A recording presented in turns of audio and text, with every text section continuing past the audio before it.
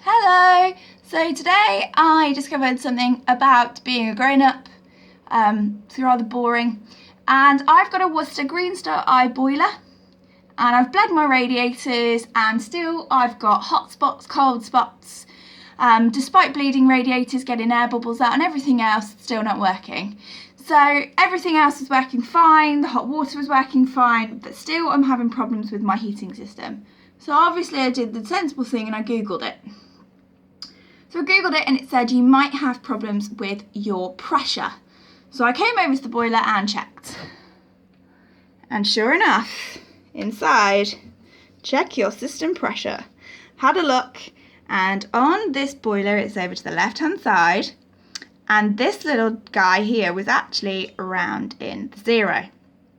Now, I also looked down on the information here, and Worcester, really nice of them, they have a YouTube channel and they will show you how to repressurize your system. Fantastic, thank you Worcester. However, they have 2 systems. And one of them, you use a little key and you take off your little cover that's underneath here. This slides out and you have a little key.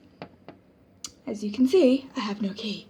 And underneath the boiler system here, you will have various bits and bobs, and you'll have a black valve that you'll put your key into and a little white faucet.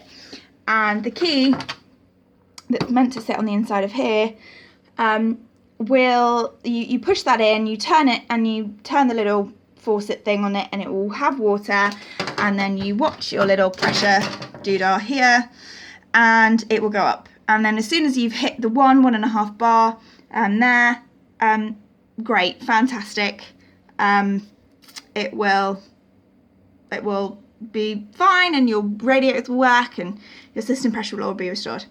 Okay, I don't have a key, and you can see I didn't have the little valves either. So back to the drawing board. The second one that they do is you use a hose, and you have to do that on your water inlet. Well, what I couldn't understand when I looked at their videos was my water inlet is here. And as you can see, it's got a little filter system on it. There's nothing there for me to fill up that hose with. Okay, nothing. It goes straight into the boiler. So what do I do next? So I thought, that's Dee Dee, my cat. So I thought, what can I do to fill up this thing with water? So I followed my water line in, and in the front of it, it goes to this. And I've got a little lever valve just here, and this was free moving and it wasn't locked off. And so I thought, maybe this is my water inlet. Certainly looks to be in exactly the same position. So very important when you do this, you must turn off the power to your boiler. Can't stress that enough. So turn that off, however you have your power, whether it's plugged in, mine's fused in, turn off the power to your boiler, it's very important.